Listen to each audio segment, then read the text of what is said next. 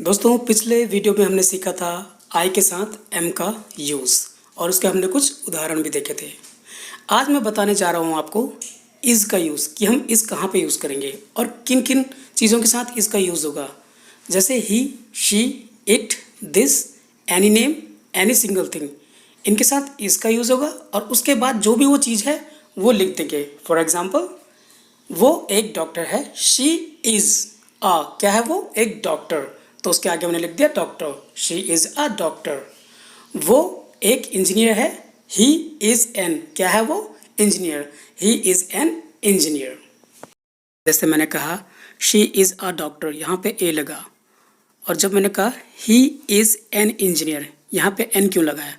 अगर आपको ये जानना है तो आप मेरी पिछली वीडियो देख लें, उसमें ये चीज़ मैंने क्लियर की है। अब चलते हैं कुछ एग्जाम्पल की तरफ। जैसे वो एक लड़की है, she is a girl.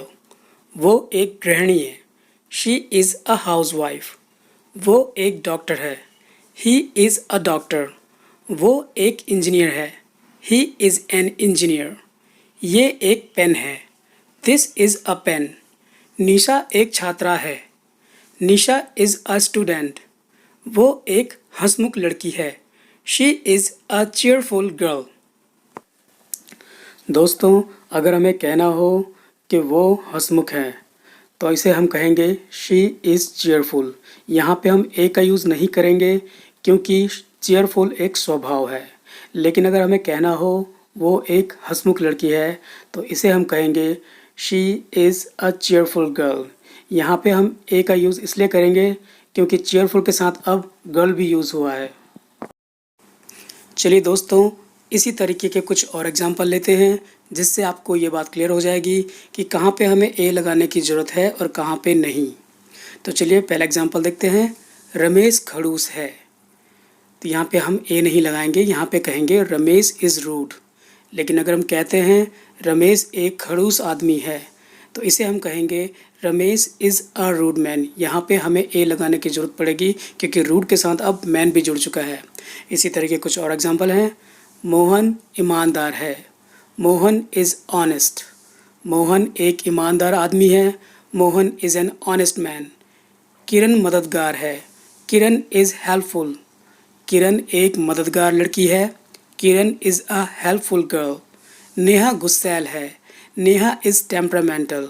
Temperamental का मतलब होता है जिसका पारा कभी भी हाई हो जाता है। नेहा एक गुस्सैल लड़की है, Neha is a temperamental girl. तो दोस्तों इन एग्जाम्पलों से उम्मीद करता हूँ कि आपको समझ में आ गया होगा कि कहाँ पे हमें ए लगाने की ज़रूरत है और कहाँ पे नहीं है।